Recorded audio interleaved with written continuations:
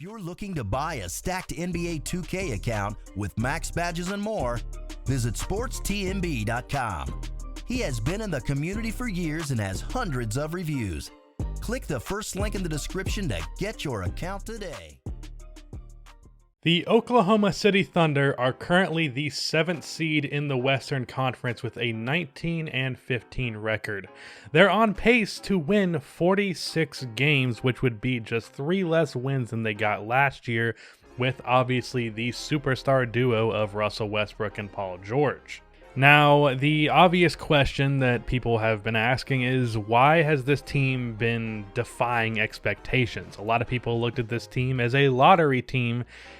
Some even viewed it as potentially one of the worst teams in the league, but because of a bunch of different factors that we'll talk about in this video, that has not been the case. The main reason why they're so successful is simply because they have a lot of good players. Not a lot of great players, but a lot of good ones, which goes farther than you might think.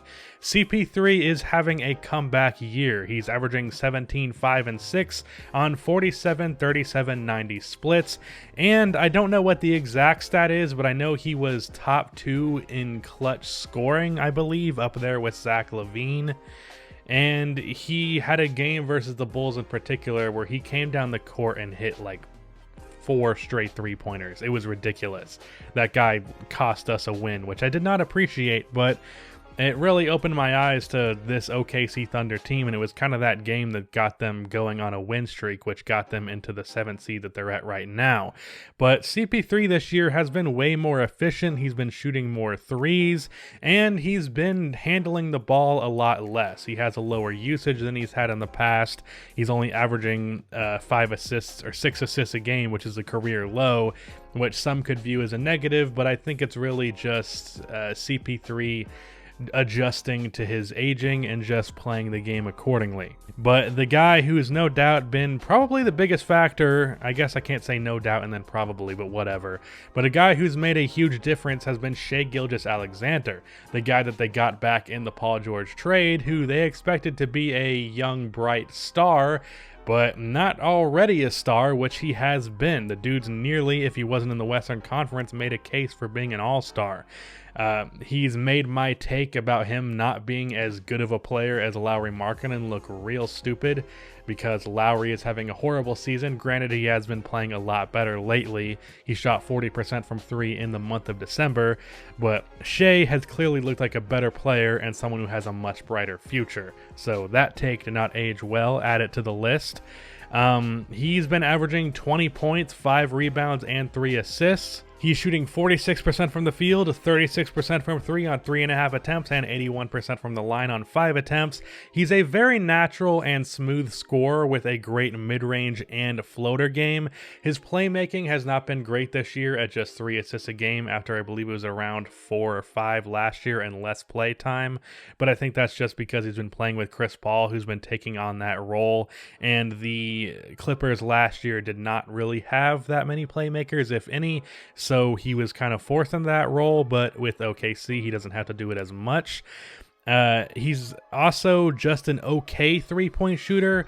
36% on 3.5 attempts is nothing standout. It's pretty much dead average, but he's not bad at it, which is important because in his rookie year with the Clippers, he was like pretty iffy as a 3-point shooter. He also, if he wants to elevate himself from, where he is right now to being an elite scorer, he's going to need to be shooting more than 5 free throws a game. He should be more like, with how much he drives, he should be more like an 8 to 10 free throw attempt guy. It would help if he stopped shooting as many floaters as he is, as good as he is at them, being a little bit more aggressive, especially with his size as a combo guard. And actually, speaking of that, I disagree with the notion that the OKC Thunder should trade CP3 and let Shai play point guard, because I'd argue that he is better as a shooting guard. He plays a lot more off ball as a shooting guard, obviously giving him more opportunities to get open shots. And he's also, not a great playmaker, so it's better to just have him play in that scoring role, which he's clearly more natural at. But with all of those negative things being said, Shai has been fantastic.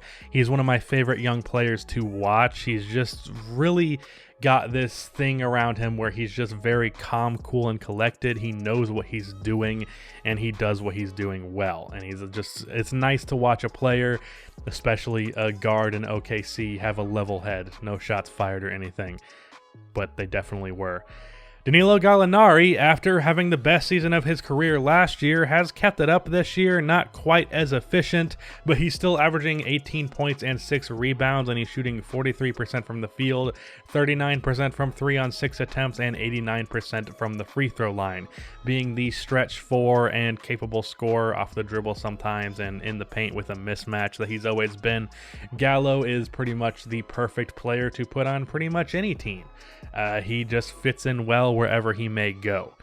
And then a guy who I think has been getting the least amount of credit for OKC this year, but deserves way more than he has been getting, Dennis Schroder has been having a 6-man of the year level season. Of course, it's probably going to go to Lou Williams once again, who, by the way, just named his son 6 because Lou is like the best 6-man ever, which I've got to say that is a horrible name for your child, but whatever, do you, Lou Williams. But Dennis is averaging 18 points, 4 assists, and 4 rebounds on 47% from the field, 35% from 3, and 84% from the line. He is shooting a career best 35% on 5 attempts from 3. He shot 35% once, I believe in his second year of his career, but he's only taking 1.5 a game. This year he's taking 5 threes a game. He's still not a good 3-point shooter, but he is now a capable one, which is definitely an improvement from where he was only really a good mid-range shooter, and he still is a good mid-range shooter, but he's been really good for them off of the bench, and for a team that is kind of lacking in depth, because after the next guy that I'm going to mention, their other players aren't really that good. He has definitely helped them maintain a steady presence as a team when guys like CP3 and Shai Gilgeous-Alexander are on the bench. And with him being an improved 3-point shooter, he's been able to play with both of those guys, with them having the ball in their hands well. I remember particularly against the Bulls, there were a couple of possessions where Dennis got a wide open 3 off of a Chris Paul or Shai drive and nailed it. So it's important that he's able to play off of those guys for this team to succeed the way it has, and he's been doing that. Now, the next guy to obviously talk about is Steven Adams. He's still been good, but he has been kind of disappointing for what I thought he would be doing. I thought with Russell Westbrook now gone, he would be getting more rebounds, because having a 10 rebound a game point guard is going to knock down some of your rebounding averages. Steven Adams, I believe, is one of the best rebounders in the league, and I figured without Russ, he'd be averaging like 14 to 15 rebounds a game. That's unfortunately not been the case, and I also thought with Russ and Paul George gone, there'd be more shots available. Even though I figured guys like Shai and Chris Paul would be getting more shot attempts, I figured Adams would be viewed more as a go-to offensive option, because he's a pretty good post-up player. He's just not given a lot of opportunity for it because, well, it's the modern NBA, so post-ups are not that viable of a play. But also beforehand, Russell Westbrook and Paul George with the ball in their hand is just simply better than Steven Adams posting up. But unfortunately, I expected him to average like 18 and 14, but he's averaging just 11 and 10. So he's been disappointing. He's probably going to be shipped off to Atlanta sometime soon if they don't end up getting Andre Drummond. But he is still a good center, still one of the best, probably top 10 center in the league. But that's about it. So another guy who's just a good player, not a great one, that's contributed to them winning. But outside of the 4 guys that I've mentioned, there's not much. Abdul Nader has been shooting the 3 well. He's shooting 37% on 3 attempts. Terrence Ferguson, who has been starting, unfortunately is not shooting the ball well. He is shooting just 37% from the field and 31% from 3. He is their weakest link. He's actually their starting small forward, which I think with how Nader has played shooting the ball, he should be starting, because Ferguson doesn't really provide much outside of sometimes finishing on the break and not even being a great defender. And then Nerlens Noel has been Nerlens Noel. He's fine. He's shooting 66%, grabbing 5 rebounds, averaging 7 points, being a pick and roll threat, throwing down some dunks. Typical Nerlens Noel shit. But this team with Noel really only goes 5 players deep, which is the biggest weakness there, and then obviously not having a good starting small forward. But the reason that this team works, despite what a lot of people assumed, is, like I said, having some good, just not great players, specifically having a lot of good, not great scorers. This team also says a lot about how far unselfish basketball can go. When you watch the Thunder, there are rarely any selfish plays. They always seem to be looking for the best shot available because there are a lot of shot creators on this team. There are a lot of shots that can be, well, created for themselves and others. It also helps that there's not really any, crazy high scores on this team because they're not so good that they're gonna take a lot of dumb shots, if that makes sense. Definitely not throwing shade to Russell Westbrook or anything. If you looked at last year's Thunder, on the other hand, this was not the case. Russell Westbrook was prone to make some selfish plays. Even Paul George was pretty occasionally.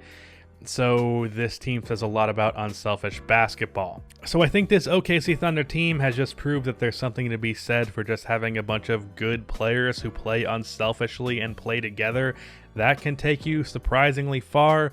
I did not expect this Thunder team to be a bottom 5 team or anything like that. I expected them to be like around the 10th seed, but I certainly did not expect them to be as good as they are right now. So for the question of the title, are the Thunder legit? I think so. They might slip out of the playoffs just because Portland is below and the Spurs are below, and I think despite a lot of the flaws that those teams have had, they are just simply better teams, better coached teams, so they'll probably figure it out. At least one of them will, so that could knock the Thunder out of the playoffs. But nevertheless, they'll have been a surprising team, and if I was a Thunder fan, I'd be very excited about Shai Gilgeous-Alexander. That's the end of this video. Please be sure to like and subscribe for more NBA content like this, and cue the outro music.